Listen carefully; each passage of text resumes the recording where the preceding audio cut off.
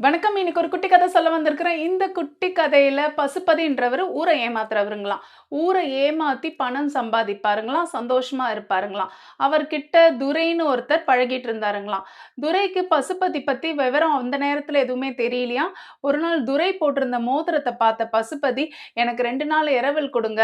நான் அத ஒரு கல்யாணத்துக்கு போட்டுட்டு திரும்ப குடுத்துர்றேன்னு" சொன்னாருங்களாம். பாவம் இந்த துரையும் நம்பி அந்த மோதிரத்த குடுத்தாருங்களாம். 2, 3 நாள் ஆயும் மோதிரம் துரைக்கிட்ட வரலையாம். துரை போய் கேட்டப்போ, பசுபதி "ஐயய்யோ! நான் மறந்துட்டேன்னு" சொல்லி அவருடைய அலமாரியிலருந்து அந்த மோதிரத்த எடுத்துட்டு வந்து குடுத்தாருங்களாம். இந்த துரையும் அந்த மோதிரத்த வீட்டுக்கு எடுத்துக்கிட்டு சந்தோஷமா போயிட்டாருங்களாம். ஒரு நாள் துரைக்கு பண கஷ்டம் வந்ததுனால, ஒரு அடகுக்காரர் கிட்ட போயிட்டு இந்த மோதிரத்த அடகு வச்சாருங்களாம். அந்த அடகுக்காரர் துரைக்கு ரொம்ப நல்ல நண்பராம். துரைய பத்தி நல்ல விவரம் தெரியுமாம். இந்த மோதிரத்த துரை பலவாட்டி அந்த அடகுக்காரர்கிட்ட வச்சுட்டு மீட்டிட்டு போயிட்டும் இருக்கிறாருங்களாம்.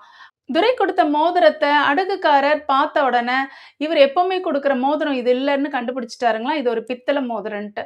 இந்த விஷயத்த துரைக்கு சொன்ன உடனே, துரைக்கு மனக்கவலையாயி, நடந்த விவரத்த அந்த அடகுக்காரர்கிட்ட சொன்னாருங்களாம். அடகுக்காரருக்கு ஒரே கோவம் வந்துருச்சாம்.